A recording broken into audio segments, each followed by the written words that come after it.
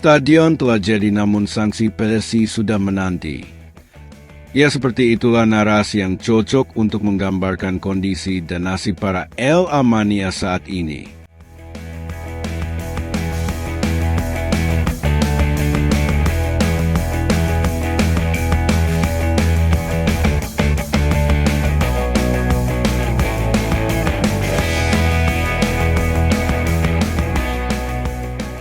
Sanksi berat dari PSSI telah dijatuhkan untuk para El Amania, sebutan fans militan Persela Lamongan. Bagaimana tidak, selesainya proses renovasi Stadion Kebanggaan klub berjuluk Laskar Joko Tingkir itu kini sudah selesai 100%. Namun di tengah kabar baik selesainya proses renovasi, supporter kebanggaan Persela justru mendapat sanksi berat dari PSSI, yakni dilarang adanya penonton saat menjalani laga kendang selama 1 musim ke depan. Selesainya renovasi Stadion Surajaya tentu menjadi kabar yang sangat ditunggu-tunggu oleh masyarakat Lamongan, terkhusus para El Amania. Mengingat saat ini klub kebanggaan masyarakat Lamongan yakni Persela Lamongan harus menyandang status sebagai klub musyafir yang menggunakan Stadion Tuban Sports Center sebagai home base mereka sepanjang pagelaran Liga 2 musim ini berlangsung. Dalam perjalanan Laskar Joko Tingkir di dunia sepak bola tanah air tentu memiliki sejarah yang sangat panjang. Naik turun klasemen hingga kasta sepak bola tanah air juga tidak dapat dihindarkan. Saat ini klub berjuluk Laskar Joko Tingkir itu sedang berkompetisi di Liga 2 Indonesia. Seiring perjuangan skuad Persela Lamongan dalam menjaga eksistensinya di dunia sepak bola tanah air, proses pembangunan Stadion Surajaya yang menjadi markas kebanggaan Persela Lamongan kini telah selesai 100% dan siap diresmikan pada bulan Maret mendatang.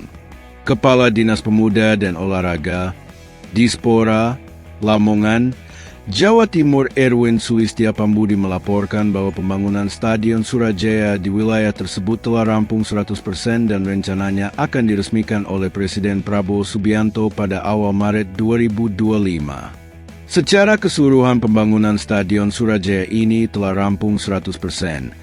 Ujarnya usai mendampingi Menteri Pekerjaan Umum PU Dodi Hanggodo saat melakukan kunjungan di Stadion Surajaya Lamongan, Sabtu.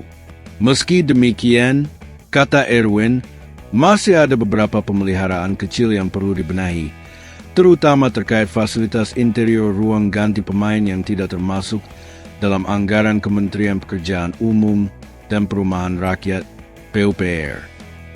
Tinggal pemeliharaan kecil yang memang perlu dibenahi. Untuk kekurangan interior ini tidak dianggarkan oleh Kemen-PUPR, sehingga nanti pemerintah daerah yang akan menambah fasilitas tersebut untuk ruang ganti pemain, katanya. Erwin menjelaskan bahwa dalam rapat yang digelar pada 19 Februari 2025, yang dihadiri oleh perwakilan PSSI, Menteri Badan Usaha Milik Negara, BUMN, Wakil Menteri PUPR, serta sejumlah pihak terkait, diputuskan peresmian stadion diperkirakan akan dilakukan pada tanggal 10 hingga 14 Maret 2025. Peresmian tersebut mencakup 3 stadion di Jawa Timur, yakni Stadion Kanjuruhan Malang, Gelora Delta Sidoarjo, dan Surajaya Lamongan yang akan dihadiri dan diresmikan oleh Presiden Prabowo Subianto. Terkait lokasi utama peresmian, Erwin menyatakan bahwa keputusan masih menunggu konfirmasi dari Kementerian PUPR. Kami belum bisa memastikan apakah peresmian akan dipusatkan di Stadion Surajaya Lamongan atau tidak. Ada 2 kemungkinan, jika tidak di Gelora Delta Sidoarjo, maka akan di Surajaya Lamongan, ungkapnya. Dalam kesempatan itu, Menteri Pekerjaan Umum, PU, Dodi Hanggodo, memastikan kesiapan sarana dan prasarana di stadion yang berada di Kecamatan Deket, Kabupaten Lamongan tersebut. Kunjungan ini dilakukan setelah Menteri PU meninjau 2 stadion lainnya, yakni Stadion Kanjuruhan dan Gelora Delta Sidoarjo. Dari data teknis pembangunan ulang Stadion Surajaya atau markas Laskar Joko Tingkir tersebut, stadion itu memiliki luas lahan 53.144 meter persegi dan luas bangunan 14.673 meter persegi dan terdapat 11.214 kursi penonton dengan model single seat. Dari total jumlah kursi tersebut terdiri dari bangku tribun VIP 114 unit, tribun VIP 454 unit, tribun reguler 10.612 unit, dan bangku untuk tribun difabel sebanyak 34 unit. Sementara itu, juga terdapat sejumlah fasilitas lain seperti ruang ganti 4 unit, toilet pria 3 unit, toilet wanita 13 unit, toilet VIP 6 unit dan difabel 2 unit. Kemudian juga dilengkapi dengan musola 12 unit, ground water tank GWT dengan kapasitas 100 meter kubik, dan genset 250 kV ampere. Stadion yang diimpikan oleh masyarakat Lamongan akhirnya selesai juga dan tinggal menunggu peresmian oleh Presiden Republik Indonesia, yakni Bapak Prabowo Subianto. Di tengah kabar bahagianya warga Lamongan atas selesainya renovasi Stadion Surajaya, hal ini justru berbanding terbalik dengan yang dialami oleh para El Amania.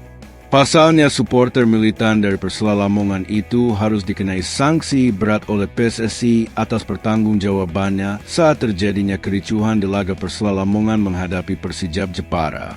Yang mana saat itu, skuad Laskar Joko Tingkir tertinggal 1-0 atas tim tamu yakni Persijap Jepara. Kekalahan ini memastikan keinginan Persela untuk naik ke Liga 1 Indonesia di musim depan harus pupus. Kemudian di menit 78 kericuhan itu mulai yang diawali dengan aksi menyalakan suar yang membuat laga sempat dihentikan pada menit ke-78 karena asap memenuhi stadion. Kemudian, aksi supporter berlanjut dan masuk ke area lapangan serta merusak beberapa fasilitas stadion hingga membakar spanduk dan memecah kaca pintu utama stadion. Kericuhan yang terjadi di Stadion Tuban Sports Center ini membuat pertandingan diberhentikan dan dilanjutkan di kemudian hari dengan hanya menyisakan 12 menit saja. Akibat dari kericuhan yang dilakukan oleh El Amania ini membuat supporter militan dari Persela ini harus menerima sanksi berat dari PSSI yang berupa 1. Persela dilarang menyelenggarakan pertandingan kendang dengan penonton selama 1 musim full. 2. Denda materi sebesar 110 juta rupiah. Tentu kericuhan yang dilakukan oleh para supporter Persela ini sangat merugikan bagi mereka sendiri. Dengan kejadian tersebut semoga dapat menjadi pelajaran yang penting bagi seluruh pecinta sepak bola tanah air, terutama para supporter Persela Lamongan.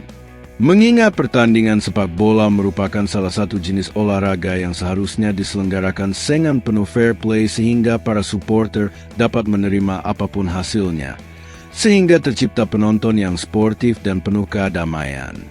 Demikian update renovasi Stadion Surajaya Lamongan. Agar tidak ketinggalan info menarik dari perkembangan proses renovasi Stadion Surajaya Lamongan dan kelanjutan kasus kericuhan supporter Persela Lamongan di laga kemarin, alangkah baiknya dukung channel ini dengan like, komen, dan subscribe agar tetap memberikan kontribusi positif bagi kalian semua. Terima kasih. See you the next video.